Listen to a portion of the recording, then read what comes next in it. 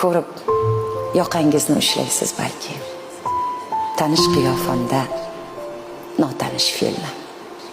Tanimga bu hayot shafqatsiz tabib ko'chirib qo'ygandek boshqa ko'ngilni. O'zimni eslayman, u o'tmishdagi qanday ohu edim, sodda, beosor. Afsus, yaxshiligim yomon ekan, do'st.